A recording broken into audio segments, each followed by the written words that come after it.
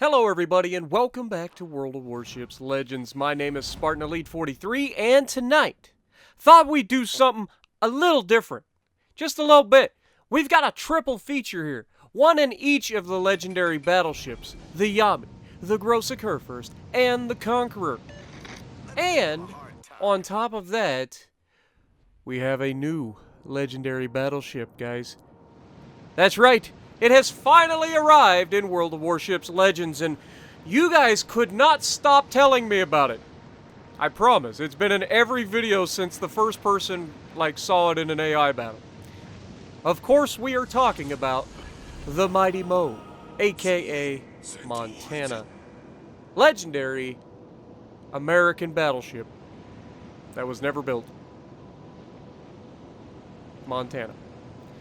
What is exciting about the Montana? Oh, just one of the most accurate broadsides of any legendary. And on top of that, it's 4 triple turrets. So you've got 12 Iowa guns.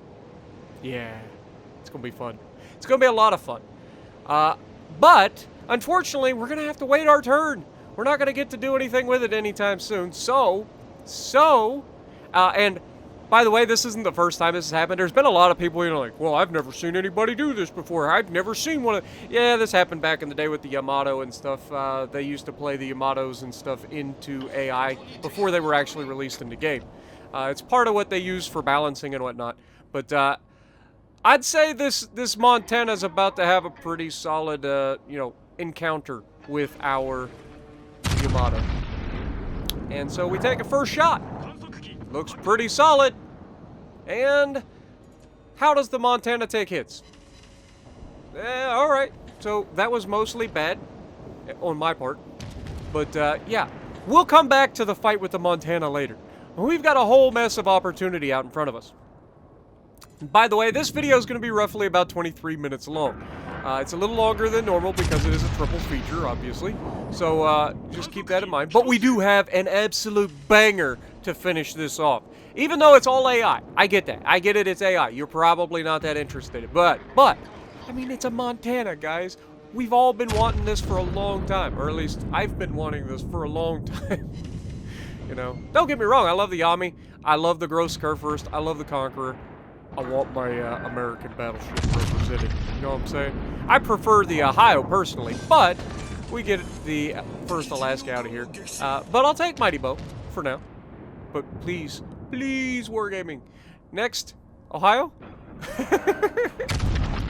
Nah, I'm just playing. I don't care when it comes, but it'll probably come eventually. Most of the tier 10s from PC will likely be here eventually. Hopefully not Smolensk. Please, Wargaming, don't bring Smolensk. That's all we ask. But we get a good hit there on the Worcester, and down he goes. And now, with all of that being said, it's about time to get into a 1v1, well, kind of, with the Montana. Now, I'm not gonna lie. The worst part about AI battles and trying to go after a specific ship like this in a battleship, first of all, the only way you can guarantee a legendary battleship spawning on the enemy team is to be in a legendary battleship. You can potentially end up against legendary battleships being in anything from tier 7 up, but to guarantee a legendary battleship on the other team, you got to be in a legendary battleship. So you get at least one legendary battleship against you. And so that's why I chose to do it in all 3 of the legendary battleships, is because I thought it'd be fun. Now, our Kaba has no health left. None. He just kind of sailed in there because this is what you do in AI, right? AI is dumb. Like, they just sail in straight lines, and in worst case scenario, if they have torps, they'll try to torp you. If they don't, they'll just ram you. That's what AI does. They don't think a whole lot.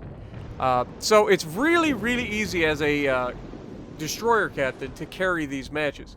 Because you have the speed, you have the ability to disengage whenever you want, and you have the ability to one-shot anyone in the game. So this Tashkent is going to do everything in his power to, or this Kaba is going to do everything in his power to rob me of my divine vengeance on this Montana. But don't worry, we are going to get our fight versus the Montana up close and personal, and let's test the Montana's bow, shall we? Does he have more than... Well, this isn't really his bow armor. This is more of the side plating on the bow. But you can see that it goes through like butter. Meaning, not likely more protected than an Iowa. It's probably got a 32mm bow. It's probably, you know, the exact same as an Iowa, except it has an extra turret. So let's just put that into the universe. You can see this guy just rolls out here trying to yoink my kill. Like, come on, dude. Really? But don't worry, guys. We get him. Not him. We get him. He's ours. Screw you, Destroyer. Trying to yoink my kill. Not happening. But there we end up with just 100. And we're going to jump quickly into our Gross Kurfurst game. Now, I'm not going to lie. I jump in the Gross Kurfurst, and I was like, oh. Maybe we'll get lucky. We'll get to have another duel versus a Montana. It'll be great. And then we'll try to get one in the Conqueror. And so that's what the plan is here. And so I was like, please let the Montana spawn on my side. If he spawns on the other side, we're probably not going to get to fight him. But if he spawns on this side, it could be glorious. As long as the people behind me don't try to kill him. Just as a heads up, if you ever get into chat and say, hey guys, if you see the Montana, please don't shoot it. Everybody's going to shoot it. Just throwing that out there. They want to take that away from you. Just plain and simple. I'm like, I'm trying to make a video. Please don't shoot the Montana. Nope, straight up, everybody shoots the Montana. But we get lucky, and the Montana actually spawns on our side. Now, one good thing about the Gross Kurfurst, guys, it's very quick for a legendary battleship. Eventually. It does get up to pretty quick speeds. So as soon as we can get this thing rolling, we're going to be out front, which means we're going to be able to close the distance on these guys and be able to punch them in the mouth. Now you can see I'm checking for AI. We've got 2 AI and 2 actual players right here next to me, and that's not preferable. I was hoping that we would be able to have a lot of fun with this Montana, but you can see he's angled in just like he was in the last one. We're going to try the same shot that we did with the Yamato, but of course this isn't a Yamato, but we still get very good penetrations at that angle. So you can see that Montana's armor is a little lackluster, at least in the hands of AI. Will it change before it gets released? Maybe, maybe not. But I'm holding my fire here, completely ignoring the Cleveland because there's a Balti coming around the corner and the Montana right behind him. So I take the front shot at the Balti, take the rear guns at the Balti, and I'll be honest, this shot was pretty ugly on the Balti. Like, that was disgustingly bad. But then the Montana comes around, and this is what I'm talking about. Like, we've got this Balti right here, and nobody even bothers shooting at the Balti. As soon as they get a shot on the Montana, everybody switches fire towards the Montana. And I'm like, no, guys, please. But don't worry. We're going to get an excellent opportunity to showcase the side of Montana versus German armor piercing. And I'll be honest, I don't know what to think about it. Watch this. I'm not joking. Is it that the Gross Kurfurst just decide, oh my god, that broadside from him was nasty. But we repay the favor, and, I mean, we hit him really hard. But we still shattered 3 rounds off of the belt armor of that Montana at a pretty steep angle. Like, that's impressive. So, belt armor of Montana, not bad. But unfortunately, I mean, you can only be stuck in between so many Gross Kurfursts with the AA or with the secondaries rolling before you eventually succumb, and the guy behind me manages to finish him off. However, this one, we aim a little too low here. We just derp most of our shells into the water, only getting 10,000 with an extra 4,000 thrown on top. 14 to 15,000 damage salvo, not bad, but that could have been like 30,000 damage right there. Much like this guy hitting him for, you know, a third of his health. So, yeah, one of those times I was just kind of like, if I'd have aimed a little higher. And as we watch the Montana slip below the surface, it's all right, Montana. We will come for you one of these days. You will be mine. I promise. But yeah. Now, if you look at the map, we're gonna get pinged here in a moment saying that the guy needs help. All right, he is in a full health Massachusetts. He's in a there you go, folks. That's the new name for the Massachusetts. The Massachusetts. This guy is in the back of the map against a Yami Vladdy and a Gross Kurfurst or Conqueror. I can't remember. I can't remember. Either way, There are 3 of them and 1 of him. His wisdom is to just go broadside on in front of these guys. Yami, tell me how that works out for him, please. Wait for it. Remember, this guy's full health, by the way. And I swear it didn't feel like it took this long. I think the game's trolling me. It's all a figment of my imagination.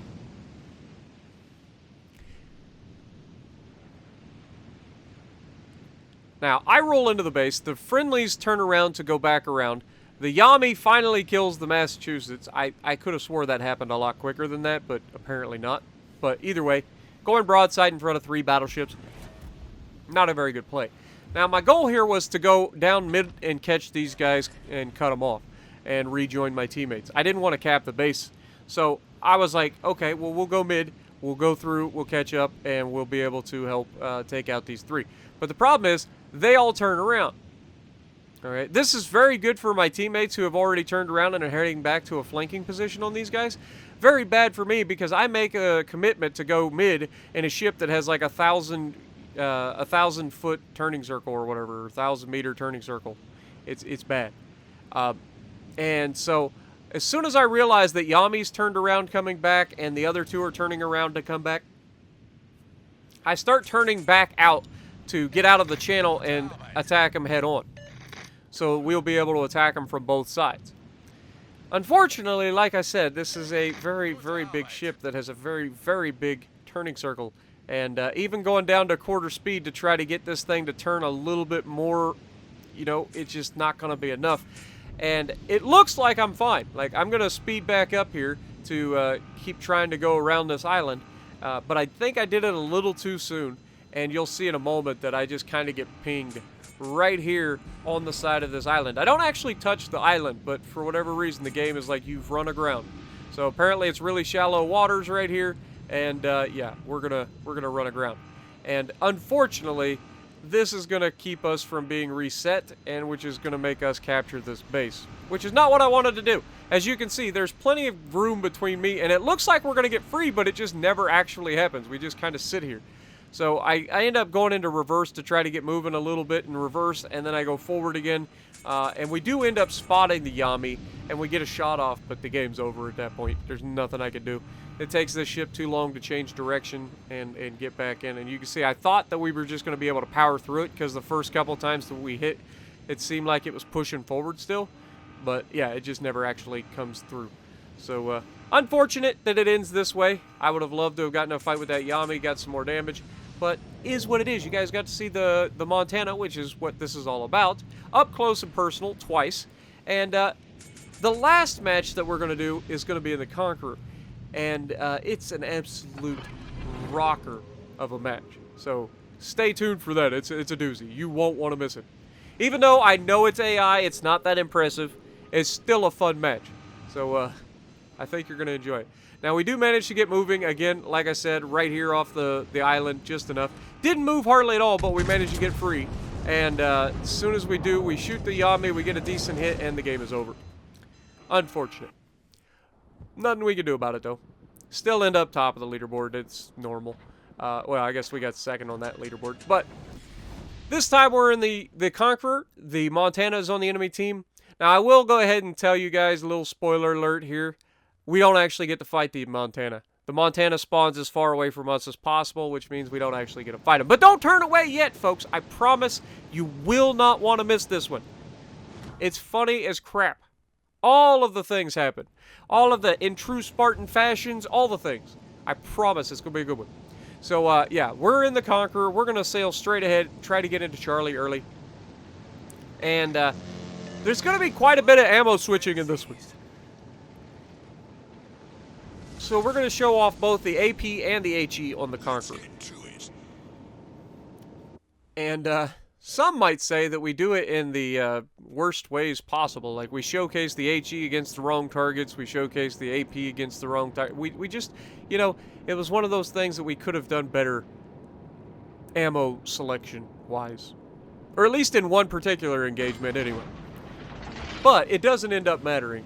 because we absolutely massacre the enemy team. And by we, I mean it's just me. Just me. I massacre the enemy team on this one. And you guys get to see a special little glitch that happens on Series X. So if you are looking forward to your Series X, get ready. You're going to have one really obnoxious feature that happens about once a week. At least, it happened twice to me today. But yeah, it's one of those things that just drives you bonkers. Now we get a shot off HE at the Charles. We get a couple hits right over the bow, getting a fire immediately. Now again, that was just trying to get a full broadside off. I'm going back to bow tanking, trying to go towards the cap. The Worcester is there. You can see I'm looking around. I'm looking for that Montana. I'm like, come on, man, where's the Montana? But clearly he's over at Bravo, and we don't get to fight him. All stations requesting. Now we're waiting for this Charles Martel to come out. And you can see right here, I should have AP loaded. Let's be real. If I have AP loaded here, that Charles Martel's a dead man. But we still smash him. We hit him for 9,400. We set him on fire. We break some of his secondaries and whatnot. And he is charging our teammate. Because that's what bots do. And I'm fairly confident that's a bot on our team.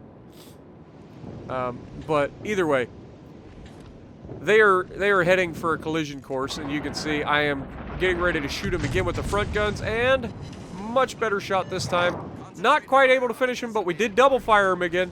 And he's about to go down. We've got our secondaries. Oh no, we put it out. Well, that's okay. And then we miss the rear guns, which means we are about to take a ram from a guy that we should have killed. Are you just like really? But here's the fun thing about the Conqueror. 3,000 damage per tick.